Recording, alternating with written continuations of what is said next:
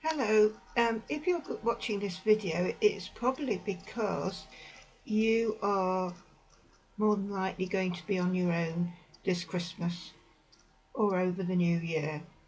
You might be alone the whole time or part of the time, and this is what's got you interested, right? I'm 62 and I lost my parents quite young. I've been working out how many Christmases I've spent actually on my own, and I think it's about 38, right? In terms of most of the, in terms of perhaps some of the Christmas, it could be even more than that. It could be 45, but we'll do a minimum of 38 Christmases. I've been alone all the time from, beginning of Christmas, before Christmas till past the New Year. Right, so I'm 62. And how do you cope when you're on your own? Well, first of all, I want to reassure you that you are not the only person who is going to be on their own on Christmas Day or Boxing Day or New Year's Eve, right? All these times when you presume everybody else is going to be with other people. They're going to be with family. I think this year is going to be particularly difficult for people, and in the United Kingdom, because there has been an increase in the advertising of this jolly Christmas, where all family and friends are getting together and are all laughing and joking and eating all this delicious food and just hugging and kissing and enjoying everybody's company, and it's fantasy.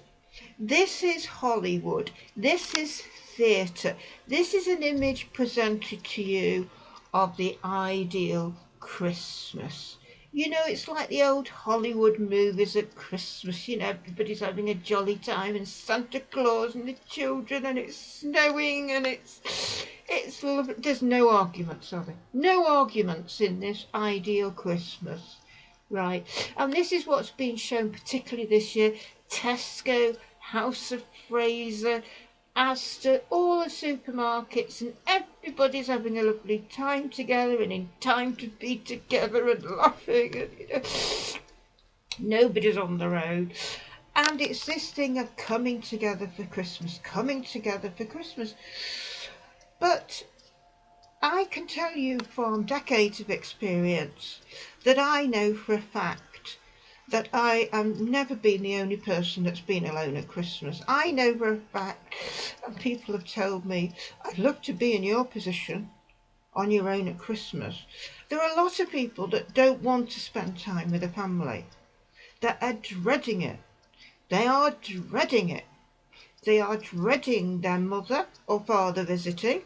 They are dreading the partner's father or somebody visiting and having to stay. There are people dreading it, dreading of being with the family together, because they know there's going to be tension.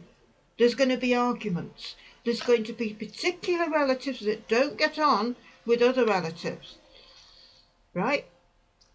And so many families, when they're put together for longer than a couple of hours, there's a tension, disagreement, right? A lot of families succeed in getting along reasonably because they're not spending much time together. They're only seeing each other occasionally for an hour or something. I'm just popping in, Mum, just to see you, and they don't want to stay long because they don't get on with the mother, but and they disappear again. In other words, the ideal of the happy families is a minority, I think.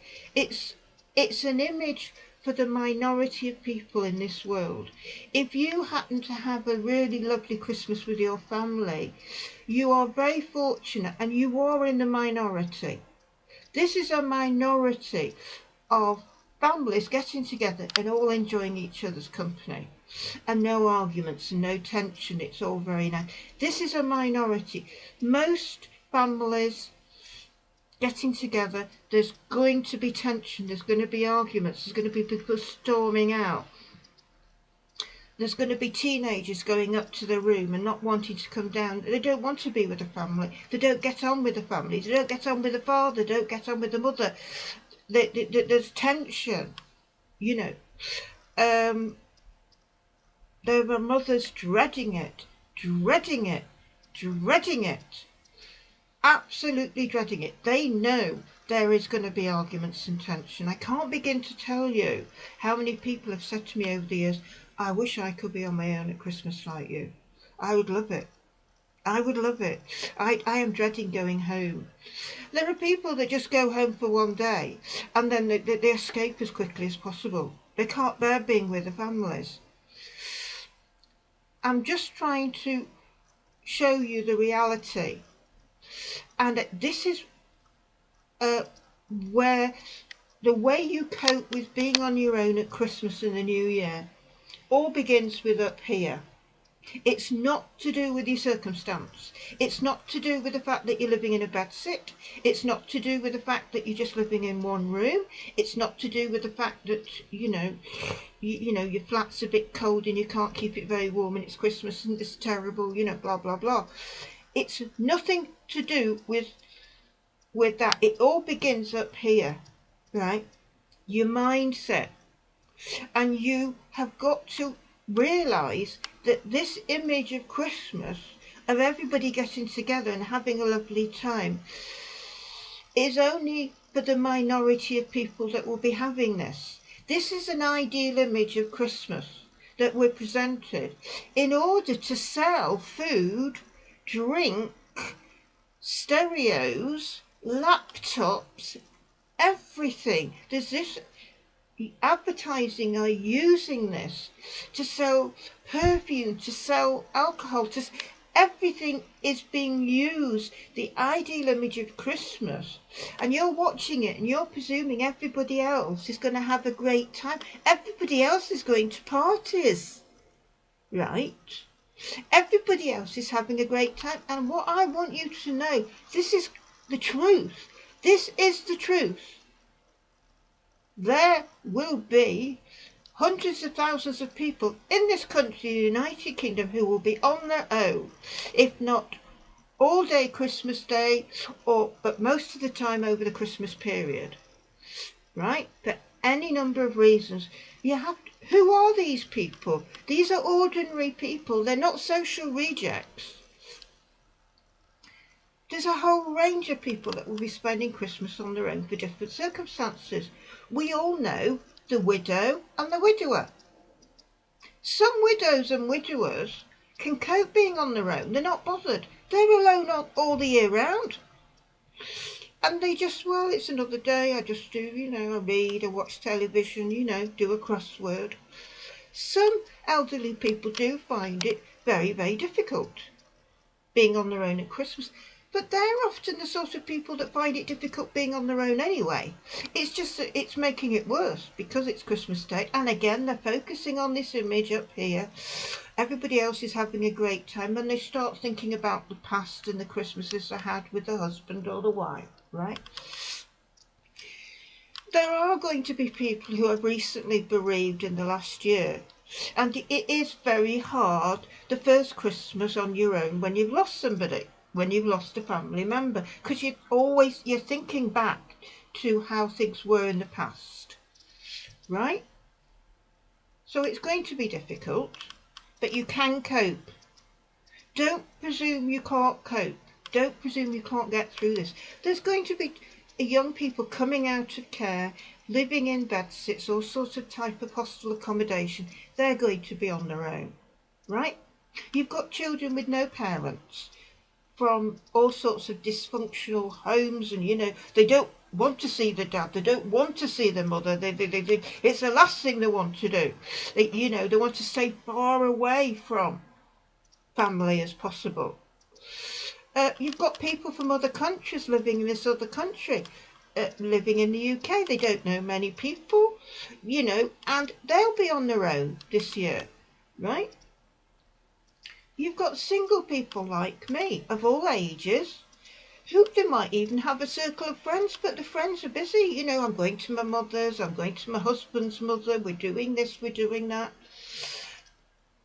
They are going to just presume you will be going somewhere. But the thing is, everybody's got, if you've got family, or if you've got the kind of friendships where it's inclusive, you can't presume that. You see, I mean, I used to be an evangelical Christian. I'm not now, but I remember a guy. He was a church warden, single man, right? He was active in the church. Everybody knew Bill, right? Everybody knew Bill. He was there. He had lots of friends. But I tell you something, nobody knew he was going to be on his own at Christmas. Nobody thought to ask. People assumed he would be invited by somebody. And he himself said, well, look, I haven't told anybody I'm on my own at Christmas.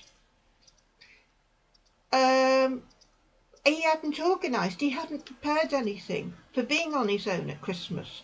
So he was so busy with church activity, he hadn't bothered to think about the fact he was going to be on his own, and what did he want to do?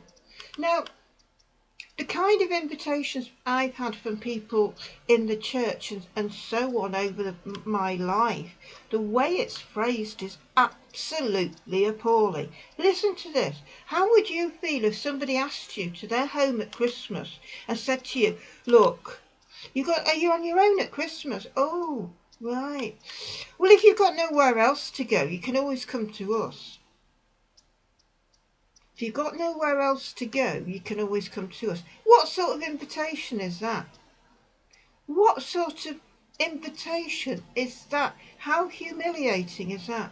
If you've got no one else to go to, you can always come to us, I suppose. You tell anybody you're going to be on your own at Christmas, and they will feel uncomfortable and then embarrassed. They're going to a family, they're going to this, that, their cousin, they're going to their friend in so-and-so, or they're going abroad, they feel guilty. Right? You think if you tell somebody, a friend or somebody at work, you're going to be on your own, you assume they might invite you, right? But I'm going to give you the reality of him being invited for Christmas. The fact is, if a person is living with another person, whether they're married or living with a partner, they have to get that other person's permission to invite you. They might want you to come for Christmas, but they know their partner wouldn't want you coming for Christmas. An awful lot of families don't want strangers in their home at Christmas for a Christmas family get-together. This is a fact, and you mustn't judge them. You must not judge them, because it is a time when your nearest and dearest come together. And you've got to be very honest with yourself and say, would you want a total stranger to come to you, to your house for Christmas? A total stranger. You know nothing about them, to come to your house on Christmas Day. And you might well have reservations. You've got to be really honest. The fact is, young marrieds, when they get married and they have the first baby, they want Christmas on their own together. They don't want a total stranger or somebody from work coming on Christmas Day and being included with that special day. They want Christmas with the new baby on their own. Look at it from their perspective. A young married couple, they've got the new baby, they want Christmas on their own together. Can you understand it? They don't want you there on Christmas Day. They might not mind you popping in over Christmas period for a sherry. Oh, pop in, Boxing Day, if you could pop in for an hour, we'd be glad to see you. But they're not going to invite you for Christmas Day, because they want to be on their own with a new baby and feel this is a new family and it's all good. You can't blame them. Be honest with yourself. If you were in their position, you would want to be on your own, nice and cosy, your husband, wife, and you've got the new baby. Granny might come to stay, that's all right, but you've already discussed this. You know Granny, and you're doing it for the baby and its family. They don't want somebody that you know from work suddenly turning up. So in order to cope with Christmas on your own, you've got to look at things from other people's perspective and not assume that people are selfish and don't care about you. That's not what it is. It's the fact that Christmas is a time for families. And if anybody's coming to Christmas dinner, key people within the family have to agree on this. It has to be agreed. Now, women particularly, if they have a partner, if maybe the partner's female, whether the partner's male, right?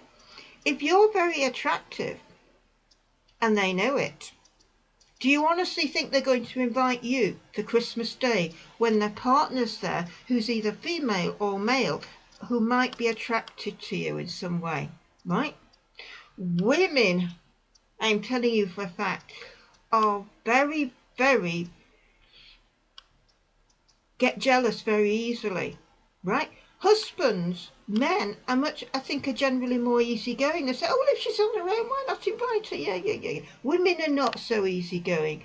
Women get jealous very quickly. So if there's another female present in the home, Christmas, and they think that their husband or the female partner might be attracted to them or like them or enjoy the company, they won't invite you. They don't want you there because they're scared that you're a threat, to put it bluntly. You are a threat.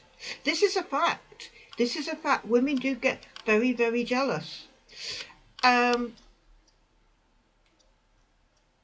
been my experience. You won't, this is one of the reasons why you won't get an invitation, possibly from a woman. She knows she could ask her husband. He said, yeah, well, yes, if she's on her own, yeah, invite her. She's not going to do that. She doesn't want you there. She likes you. She likes working with you. She likes socialising you in the pub. This is not the issue. She doesn't want you getting to know your husband. She doesn't want your husband commenting on you and saying, gosh, she's a nice person, isn't she? Oh, that's the worst thing a man can say about another woman.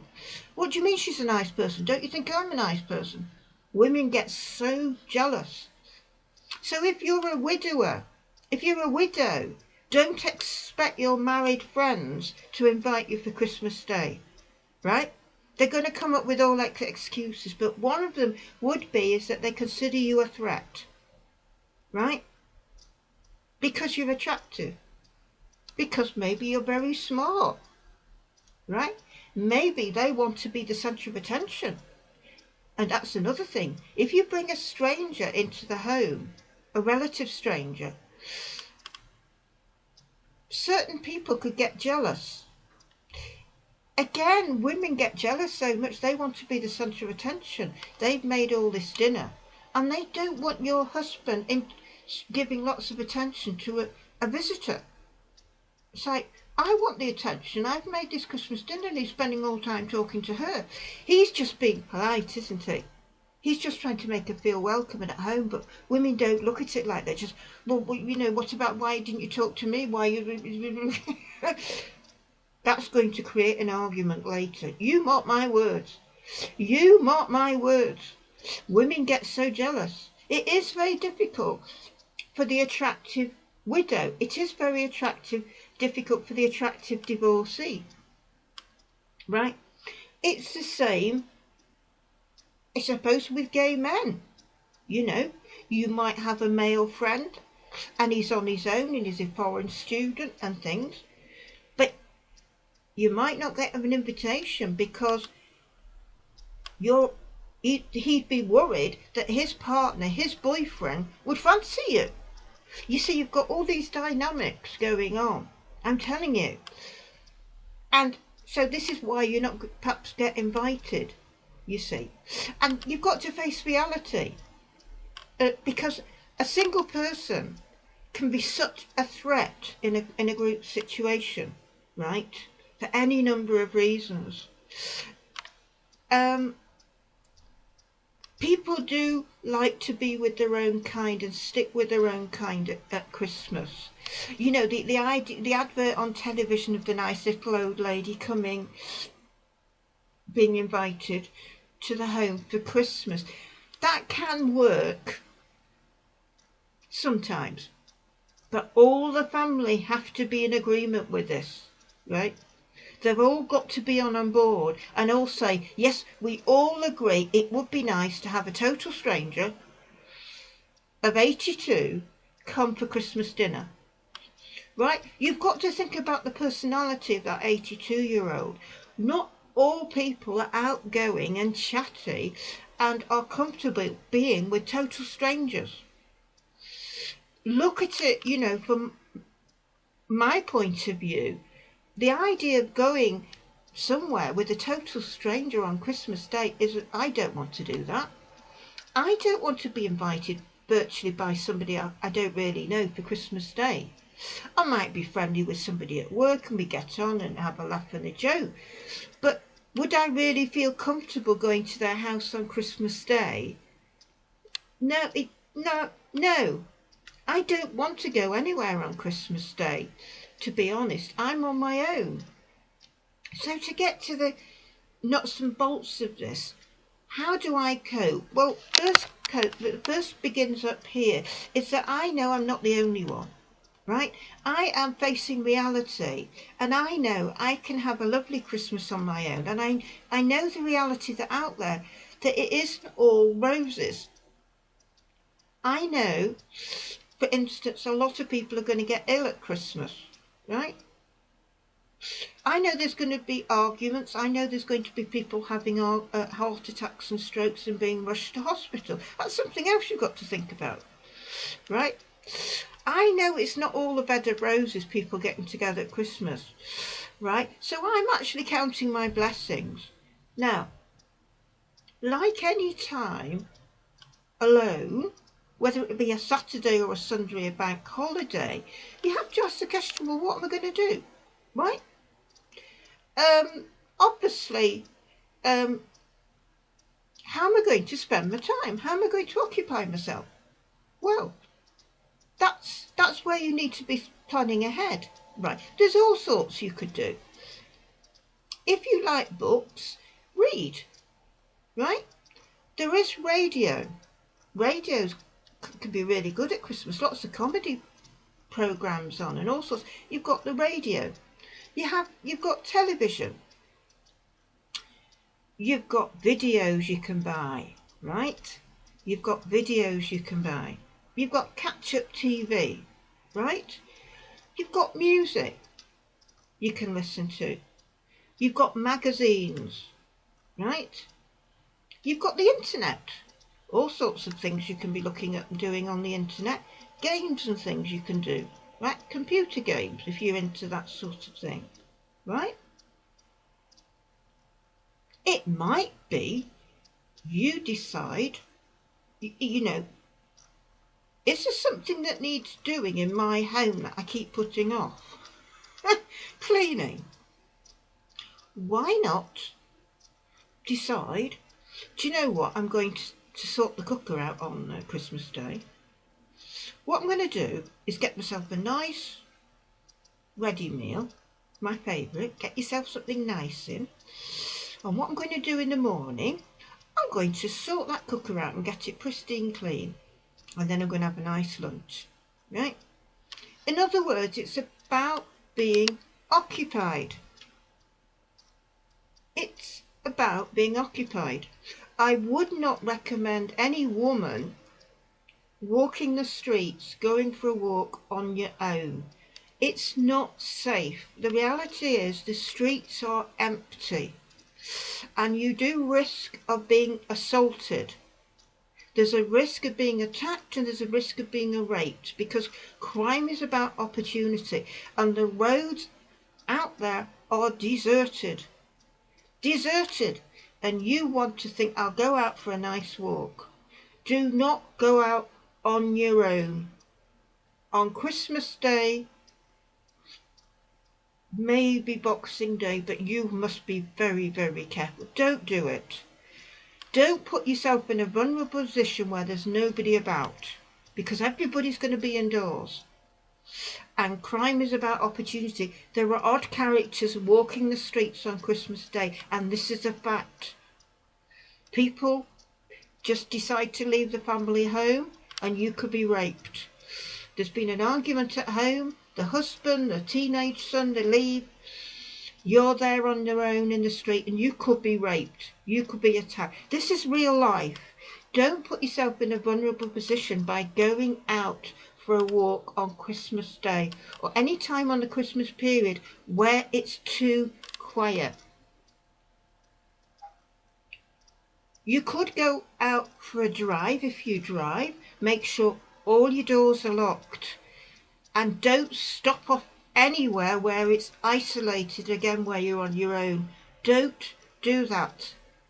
Don't do that, because crime is about opportunity, right?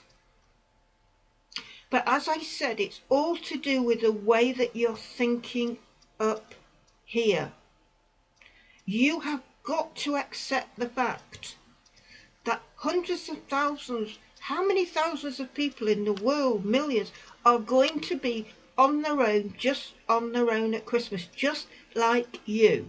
You are not the only one. You are not the only widower who is upset Christmas morning because the husband's not there, he died in August, right? Or the widower, his wife died last January. You are not the only person. And you must remember this and give yourself a little bit of a talking to. I am not the only one, and I have so many things to be grateful for. Right? You might find yourself getting a little bit tearful, but you have got to start exercising self-control and tell yourself, I have a lot to be grateful for. I have a roof over my head. I have a bed. I have food and water. I've got a television. I can watch telly. I can listen to the radio. I can read a book. If I'm bored, I can do a spring clean. If it's not snowing, I can go out into the garden if I've got one and prune the branches. I mean, use your common sense and occupy yourself, right? This is what so many people are doing on Christmas Day. You have to remember, I'm Jewish.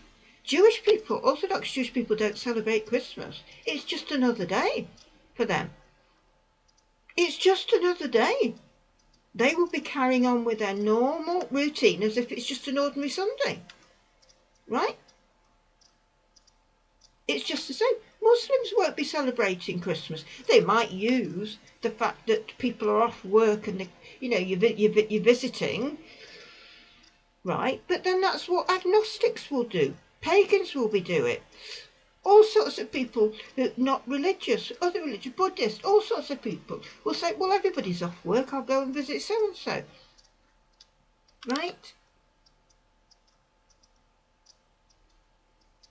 So it's very important that you put things in perspective and not allow yourself to get upset.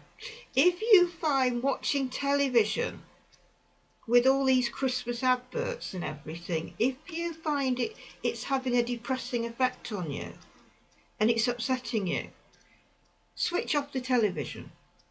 Switch off the television. In fact, this is another suggestion.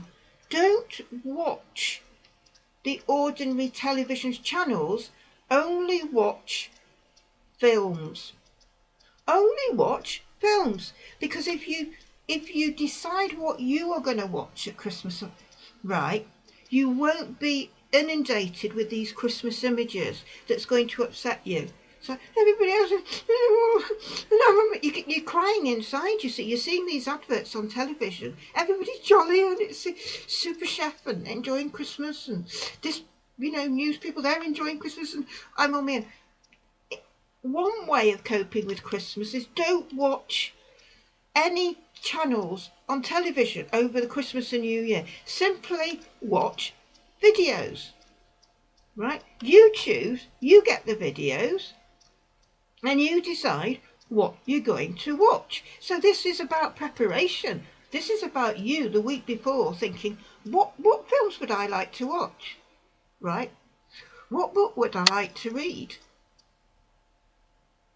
Do I like playing cards, patience? Do I like computer games? Perhaps I could buy something to keep myself occupied. This is about keeping yourself occupied, right? Right? It's finding things to do, right? That's what it's about. It's keeping yourself occupied.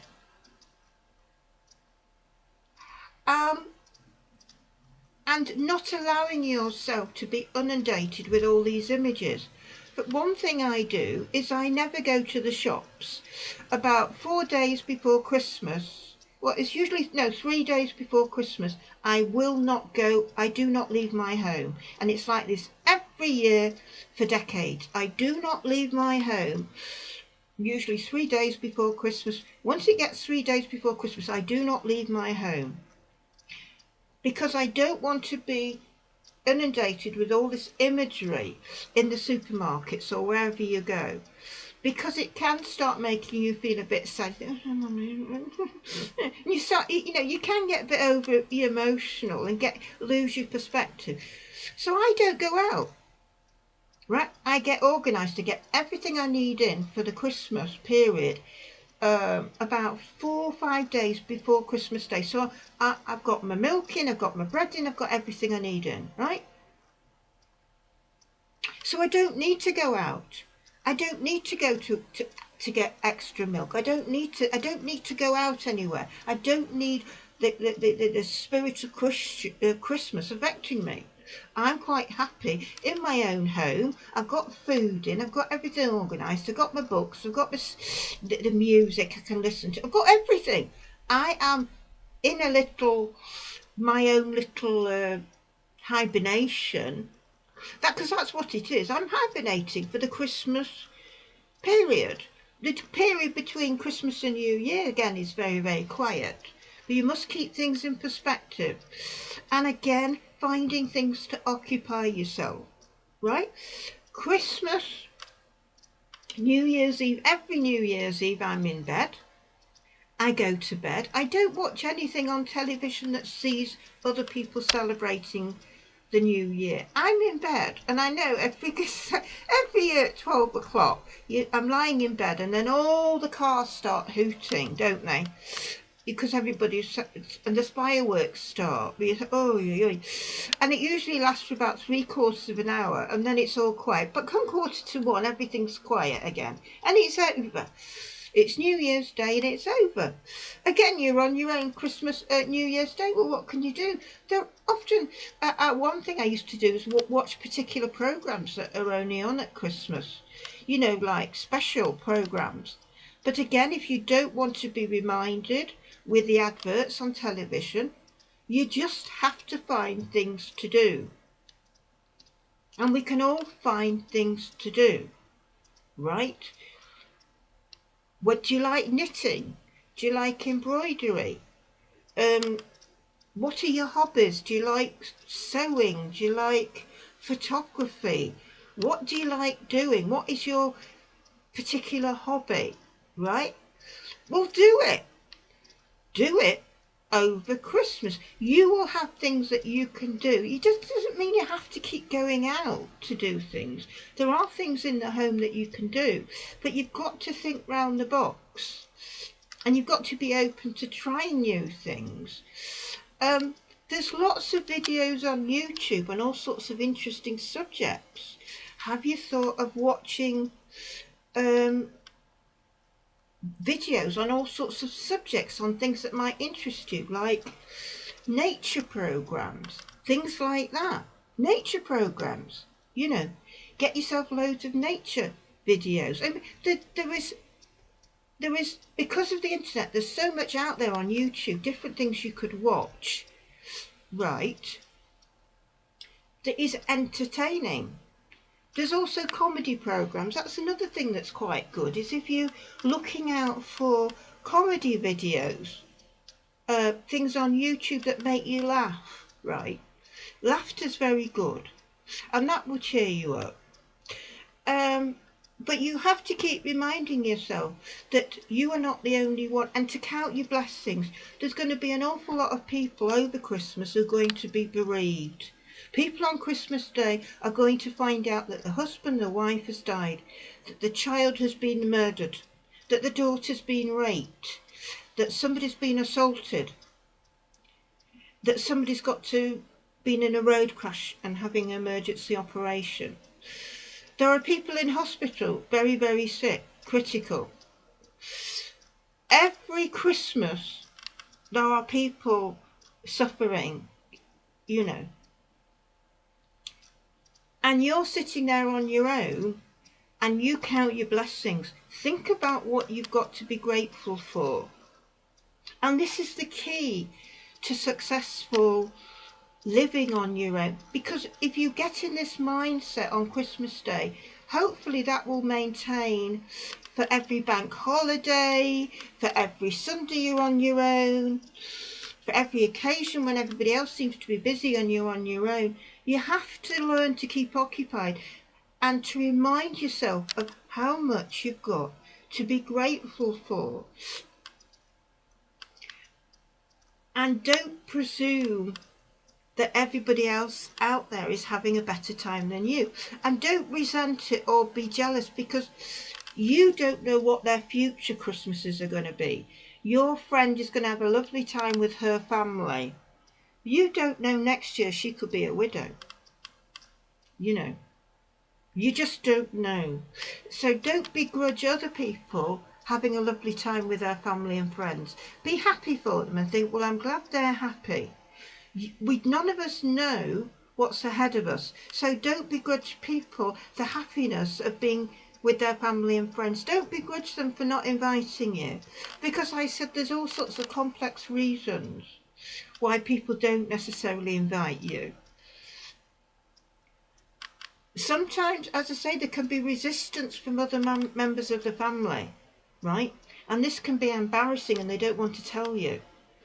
It could be for any number of reasons, and it doesn't mean they don't like you, it doesn't mean they don't value you. It's very, very difficult. I always tell people every single year, they say, what are you doing at Christmas? And I say, oh, I'm fine at Christmas, I've got everything arranged, sorted. That's it. That's all you need to tell people. People say, you're not on your own Christmas, are you? I say, oh, no. And I do lie. I tell people what they want to hear. They want to hear that I've got friends, I'm going to stay with so-and-so. I make up some story. I've been doing this for decades, right? It reassures everybody out there that I'm quite happy at Christmas, and I am quite happy at Christmas. A lot depends on your state of mind. When you're in poor health, like I am, you know, you might have a little cry, but it's very rare that I do. I enjoy Christmas on my own. I'm not well, I'm chronically sick. I'll be in bed all day till about 2, just like I am every day, because I'm not well. And I'll get up, probably watch Judge Judy or something. You know, it's going to be exactly the same as any other day because I'm not well. You know, I'll see if there's any email, I'll just perhaps, you know, watch a film, I might sort of this, that, the other, I might decide I'm going to clean the bathroom floor or something. It's just really like any other day.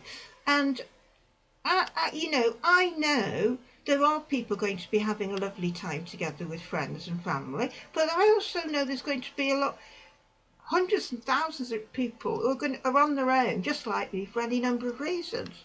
And I think, aren't I fortunate? I've got a lovely home. You know, I've got a little pet. I've got a guinea pig. I've got a lovely home. You know, I'm going to have enough to eat. I've got heating. I've got a television. I've got my laptop. You know, I've got music to play. I can put on the radio. I have so much to be thankful for. And I enjoy it. And I go into hibernation. I'll be indoors. I won't be going out. I'm often on my own for weeks anyway, because I'm not well, and because of bad weather I can't go out. So But I've got everything organised. I have home delivery. My shopping will come probably 2 or 3 days before Christmas will arrive, and make sure I've got everything in so I don't run out of everything. And this will be the same for the new year. Again, so it's about preparation and keeping that mindset. You have got to give yourself a talking to if you start getting upset.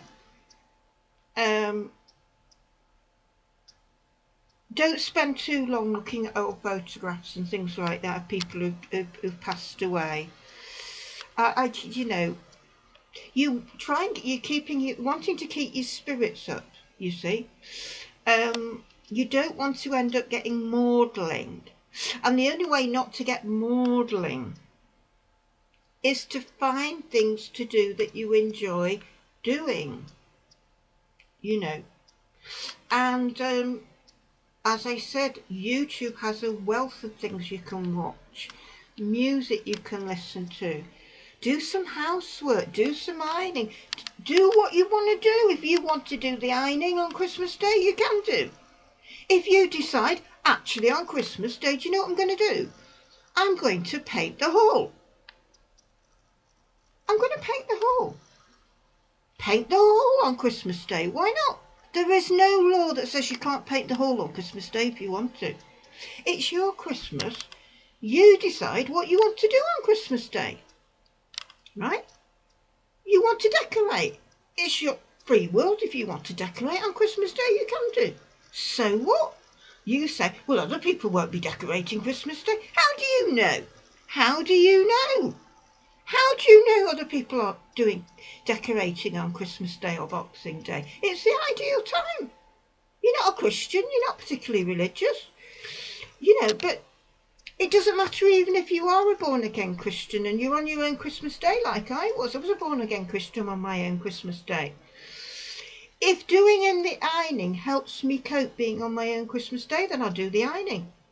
If painting the toilet, the small toilet, helps me on Christmas Day cope with being on my own, then go ahead and do it. Right? Do what works for you. It's not a sin, it's not bad, it's not, oh, you shouldn't be doing that on Christmas Day. No, do what works for you. If it helps you cope and stops you getting depressed, then do it. Because your mental health is so important over Christmas. And if painting and decorating helps to keep your pecker up and keeps you cheerful, and you put the radio on and you're having a great time and you're doing this and you, oh, doesn't the hall look nice, you know, that is fantastic for your mental health.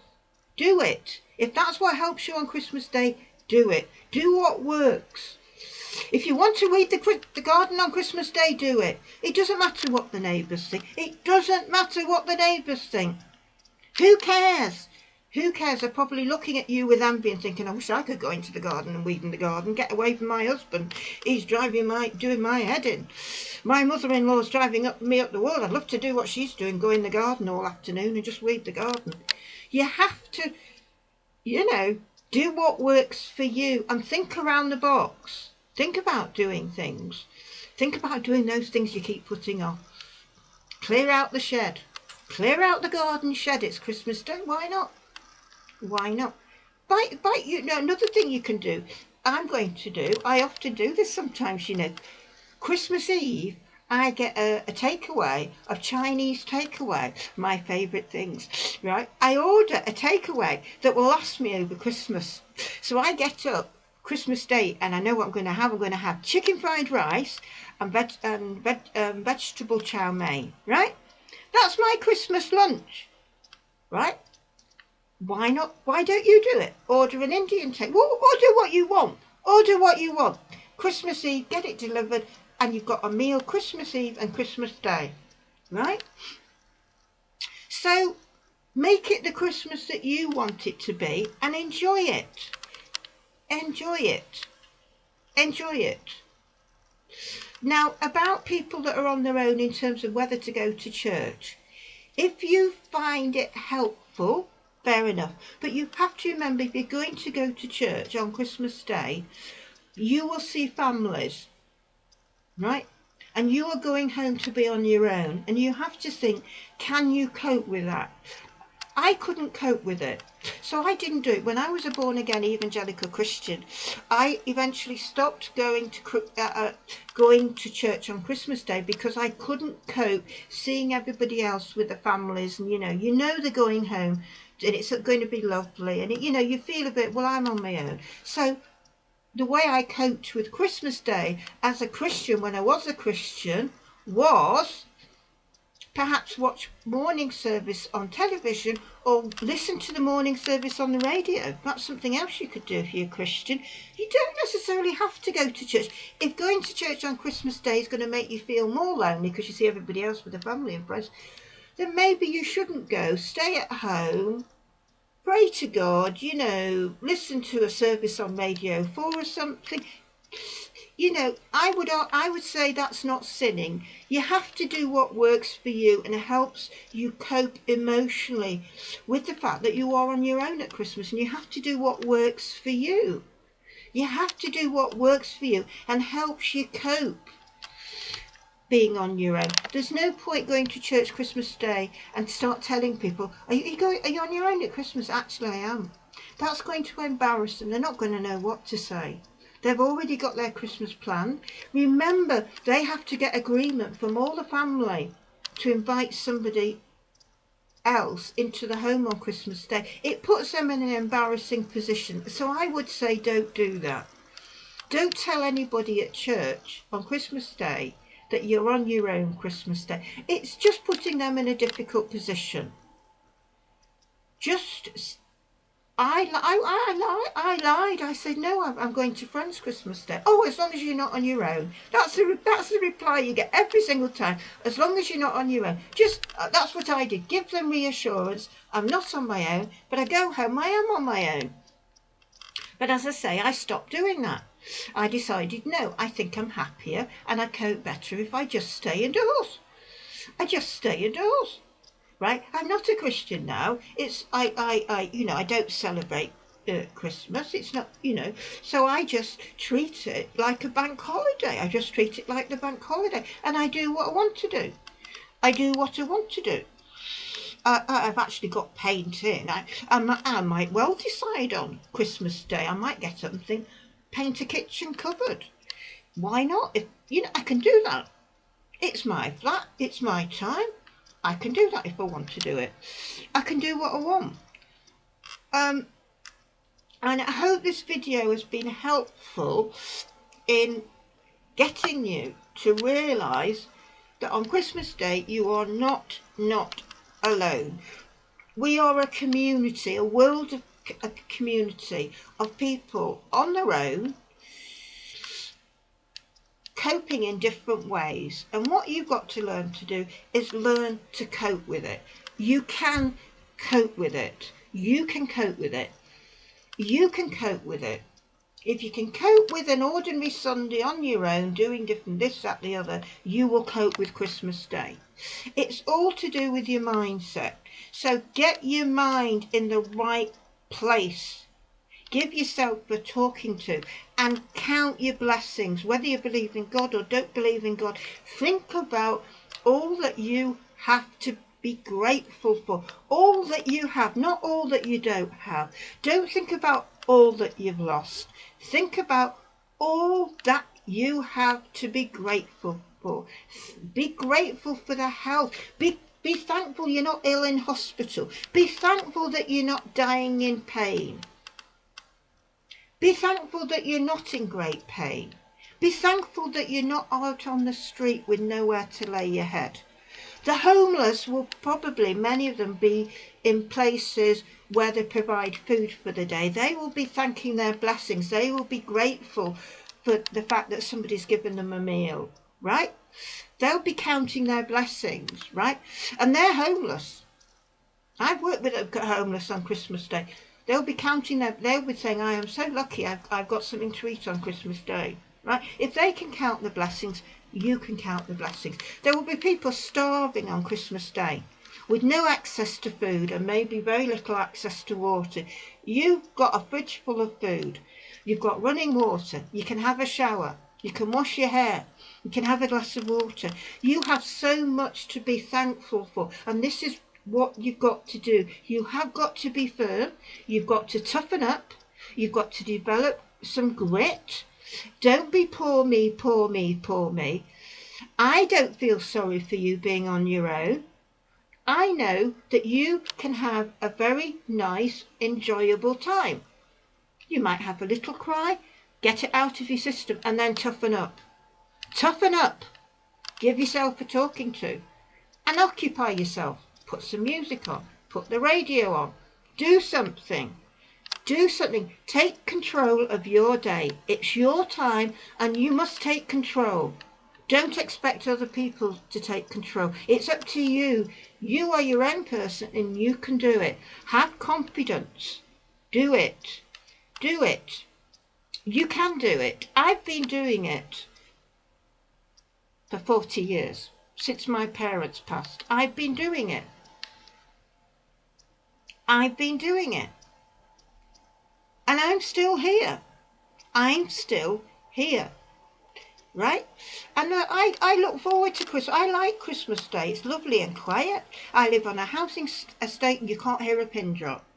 It's lovely. But it's not as quiet as it used to be. And that's a shame. But I'm still enjoying it. I enjoy it. And I remind myself, you're on your own. Overseas students possibly are on their own. And I think I have so much to be grateful for. I have so much to be grateful for. And this is what I would advise you to do. Count your blessings. Count your blessings. Wake up and think of 3 things that you've got to be grateful for. Right? Think of 3 things to be grateful for. And don't allow yourself to become maudlin. Just count your blessings.